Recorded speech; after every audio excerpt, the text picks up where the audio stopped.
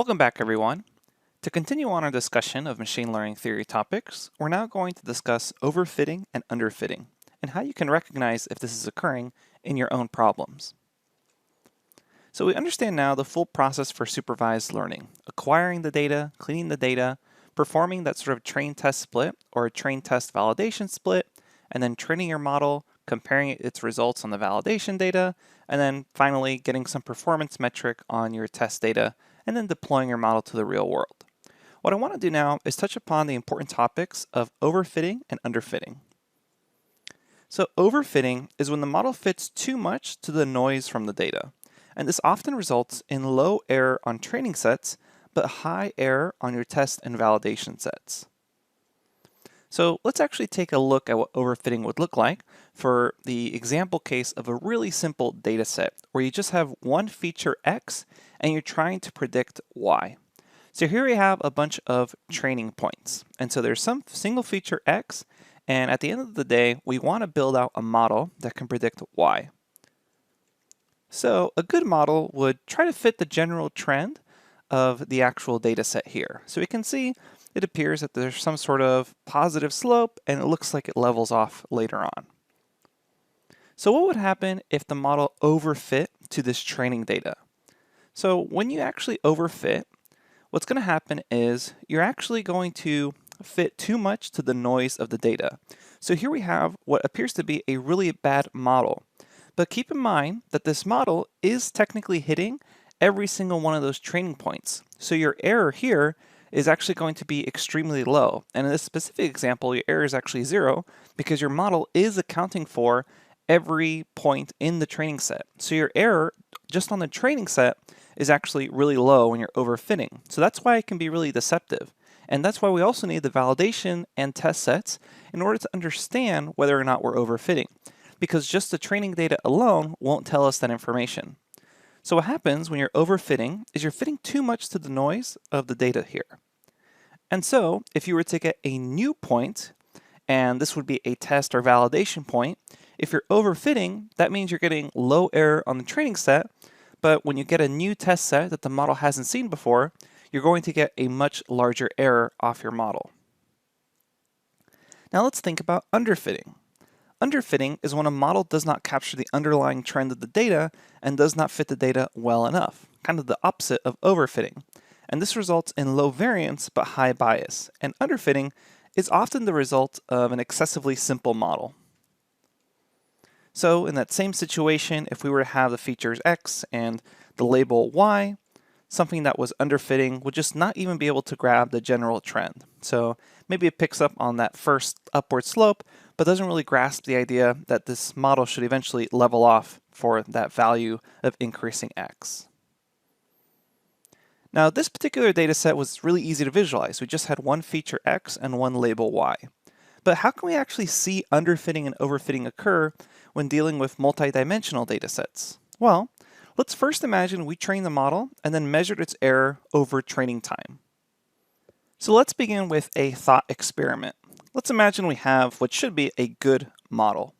Well, as you can imagine, a good model, when it first encounters the training data, it's going to have kind of a large error because it hasn't actually seen this data before and it hasn't adjusted any internal parameters to this data. However, as you train your model for more time on the training data, you would expect that error to essentially go down until it levels off and converges to some sort of minimum error. So this is what a good model should look like. And when we're specifically talking about neural networks, this training time actually has a specific word, and depending if you pronounce it the American way, which is epic, or the British way, epoch, which is the way I pronounce it, essentially one epoch is passing the entirety of your training data one time through your model. So we can see here as we do multiple passes on the entire set of the training data, eventually our error will converge to some sort of minimum. Now this is a good model. But what would a bad model do? A bad model, if you train it for more and more time, would get increasing error. And that's not good because essentially your model's not learning every time it goes through the training data. It's actually increasing the error. So we have the expected behavior of a good model and the expected behavior of a bad model. So how can we use this intuition then to understand what overfitting or underfitting would look like during the training of a model. So in thinking about overfitting and underfitting, we want to keep in mind the important relationship of model performance on the training set versus that test or validation set. So let's imagine we've split up our data into a training set and a test set, and we're going to color them here. So first, we would see the performance on the training set. And typically, your training set performance is going to decrease in error as you train it for more epochs. Next, we check the performance on the test set. And in an ideal situation, you'll get similar behavior. The test set, as you train for more epochs on the training data, then your error on the test set will also decrease. So it should look the same. That's the ideal situation. So ideally, the model will perform well on both with similar behavior. But what would happen if we were to overfit on the training data? So recall from that simple example of just that single feature X and that label Y, if we were overfitting on that data, we actually still get really good performance on our training data. However, once we introduce that new test point or that new validation point, that's where we start to see a large error occur. So that means we would start to perform poorly on new test data if we were actually overfitting. So often you'll see something like this occur, where we have that red line as our training set, and then that blue line as our test or validation set. And essentially, this indicates that we're overfitting. So this is a good indication of training too much on that training data set, and you begin to overfit. You've done too many passes on that training set, and now your model can't generalize to data it hasn't seen before. It's only been able to predict now really well only on data it's seen. So what we want to do is we want to make sure we don't train too much on that specific training set so we can still generalize to new test or validation data.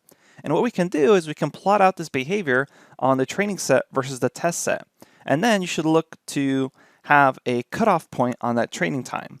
So as you can see the error on the test set start to increase, that's a good indication that that's where overfitting on the training data would begin. So you want to kind of choose that cutoff point. And it's not always as clear as this where essentially they intersect, but the main idea being if you see an increase in error on that test set as the training error is still going down, that's a good indication that you should stop training there. And this is an idea we'll touch upon later on in the course. So as I mentioned, we'll check on this idea again when we're actually beginning creating models. For now, let's just go ahead and be aware of this possible issue and keep it in the back of our minds when we're actually creating and training our models. Okay, thanks, and I'll see you at the next lecture.